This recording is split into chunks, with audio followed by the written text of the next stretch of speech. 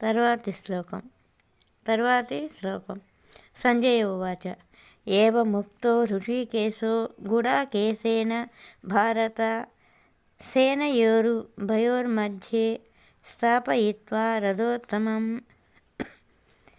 24వ శ్లోకం. అది భీష్మద్రోణ ప్రముఖతః సర్వేషాం చ మహిషితాం ఉవాచ పార్థ పశ్యైతాన్ సమవేతాన్ కురూనితి.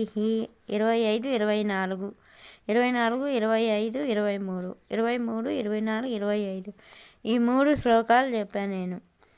వాటికి ఇప్పుడు తాత్పర్యాలు, అర్థాలు చెప్తాను, వినండి. సంజయుడు ఇట పలికాడు ఏమని? ఓ ధృతరాష్ట్ర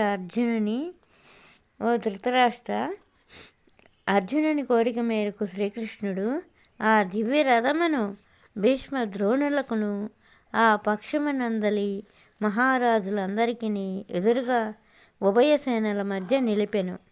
పిదప అతడు అర్జునునితో, పార్థ, ఇక్కడ సమావేశమైన ఈ కౌరవ వీరులందరినీ పరికింపుము అని ఆయన నుడివెను. సరే, ఇంకా రేపు చెప్పుకుందాం. 26వ శ్లోకాన్ని రేపు చెప్పుకుందాం. ఇప్పుడు ప్రహ్లాదుడు మళ్ళీ ఇంకొకటి చెప్పాడు. ఏంటంటే అది మంచి మాట వినని చెవులు కాదు, నాలుక రుచి, మంచి మాట మాట్లాడని నాలుక కాదు, మంచి మాట మాట్లాడే నాలుక మంచిది, మంచి మాట మాట్లాడని నాలుక కాదు. మంచిని చూడలేని కళ్ళు కాదు, చెడును వినే చెవులు మంచివి కాదు, మంచిని వినే చెవులు మంచివి. అందుకే భక్త ప్రహ్లాదులు ఆ విధంగా చెప్తే ప్రహ్లాదుడు ఈ కాలం ఏంటంటే చెడు వినవద్దు, చెడు కనవద్దు, చెడు చూడొద్దు అని చెప్పి 3 కోతులకి 3 సిగ్నల్స్ ఇచ్చారు. అట్లా ఆయన ఏం చెప్పాడు అప్పట్లో ప్రహ్లాదుడు?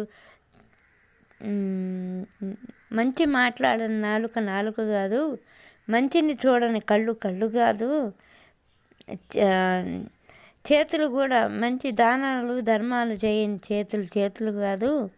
ఆ విధంగా మన శరీరంలో ఒక్కొక్క అవయవం ఒక్కొక్క మంచిని కోరుకునేదానికే ముందుకుండాలంట. అంతేగాని కొట్టడానికి, తిట్టడానికి, ఒకరిని దూషించడానికి అది చాలా తప్పు. అందుకే ఆ భగవంతుణ్ణి మనము ఏ క్షణం నీటి మీద బుడగలాంటి జీవితం, ఇది శాశ్వతమైంది కాదు, కానీ ఆత్మ శాశ్వతం. అది భగవంతుని ఎప్పుడూ చేరుతుంది. నీ శరీరం వదిలేసినా నీ ఆత్మ నువ్వు ఎవరిని కావాలో వాళ్ళని చేరుకుంటుంది. ఎవరినో ఎందుకు, ఆ భగవంతుడినే అనుకుంటే మళ్ళీ జన్మ ఉండదు కదా మనకి. మనం శారీరకంగా ఏం బయట ఊరికే చేసినా బొమ్మలాటగా మనం మనస్సాక్షిగా భగవంతుడినే చేరుకోవాలి అన్నప్పుడు ఆయన్నే మన మనసులో శాశ్వతంగా నిలుపుకోవాలి. అందుకే ఆత్మ సాక్షాత్కారం భగవంతుడికి మనం ఎప్పుడు కృతజ్ఞులం అయి ఉండాలి. హాయ్, జై శ్రీకృష్ణ పరమాత్మ. Hi, bye.